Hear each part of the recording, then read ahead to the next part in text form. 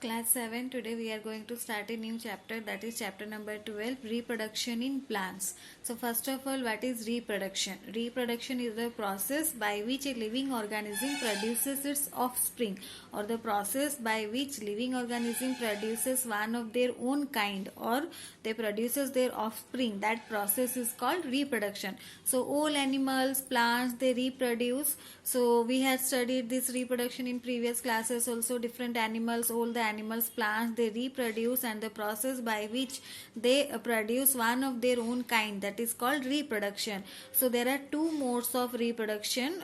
So we will study about the modes of reproduction in this chapter, that is asexual reproduction and sexual reproduction. So there are two modes of reproduction, that is asexual reproduction and sexual reproduction. And plants, they can reproduce from their different parts. The reproductive part of plant, like its flower. So apart from flower, plant also can reproduce from stem, roots and leaves. So these are called vegetative parts of the plants, by which the plant is able to reproduce. These are called vegetative parts of the plant. So first of all, here we will discuss about the asexual reproduction. So asexual reproduction is the reproduction when a single parent is involved in the process. So we can say that when a single parent is involved in the process, it is known as asexual reproduction. And there are some ways of asexual reproduction. Like first of all, we will see the means of asexual reproduction as vegetative propagation. So vegetative propagation means when a new plant is developed by non-productive or vegetative parts such as root, stem or leaf, it is known as vegetative propagation. So if the plant produces a new plant means by a non-reproductive or vegetative parts like root, stem, leaf, these are known as the vegetative parts, and the reproduction by these parts is known as vegetative propagation. So for example, the tuber of potato is cut into several pieces and each pieces bears an eye. Each piece produces a new plant. So that time the stems of money plant, rose, mango, they can produce new plants.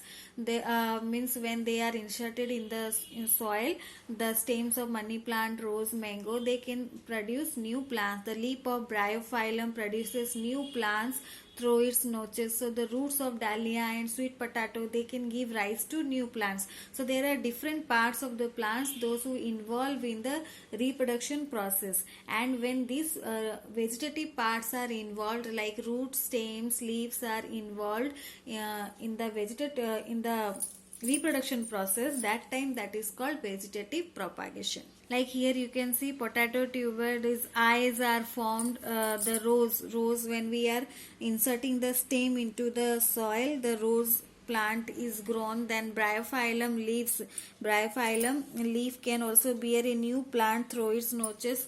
So these are the roots are also involved. So these are the parts, vegetative parts of the plant, and the reproduction by using these parts are known as vegetative propagation. Next is budding. Next means of asexual reproduction is budding. This method is used in unicellular plants. So this is mostly used by unicellular plants like yeast. Yeast is a fungus. So fungi are known as non-green plants. So the yeast cell produces bud which gets into its own nucleus, and the bud develops into certain size and detach from the mother cell to produce new yeast. So this is mostly done in unicellular plants like yeast. It is a fungus, and fungus is a non-green plant. So the cell produces bud which get its own nucleus, and when the bud develops to certain size, it detach from the mother cell. Like here you can see the yeast. Yeast is a fungus, it is a non-green plant. First of all, the yeast cell develops a bud.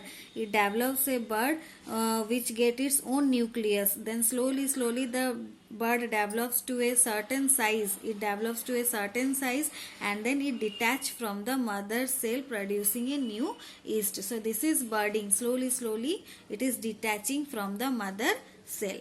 Next is fragmentation. In some simple plants, the plant body is divided into smaller fragments. So next means is fragmentation. Here the plant body is divided into smaller fragments. Each fragment develops to a new plant. Example, we can take a Spirogyra.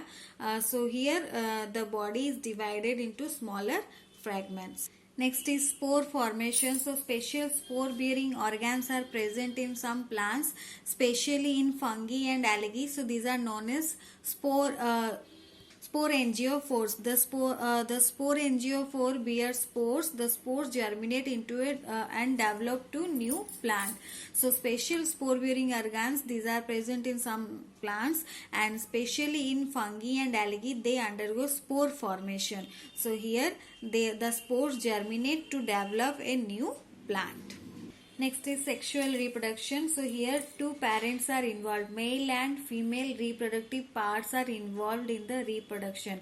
So that is known as sexual reproduction. Sexual reproduction is the process where male and female reproductive parts are involved and two gametes, namely male and female gametes, are formed. The fusion of male and female gametes is known as fertilization. So when the male and female gametes they fused together, that time it is known as fertilization. So zygote is formed after fertilization. The zygote develops into an embryo and finally into a new individual.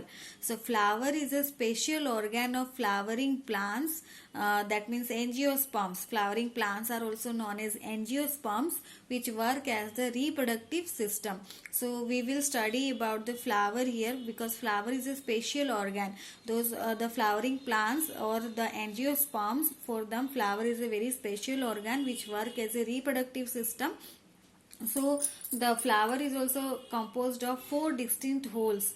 So first of all, sexual reproduction means when the male and female reproductive parts are getting involved, when the two gametes, males and female gametes, are fused, that process is known as fertilization. So as a result of fertilization, zygote is formed. The zygote develops into an embryo and finally into a new individual. So here we will study about the special organ of flowering plants, that is flower, which works as a reproductive system. So there are different distinct holes are there in flowers which helps in the reproduction.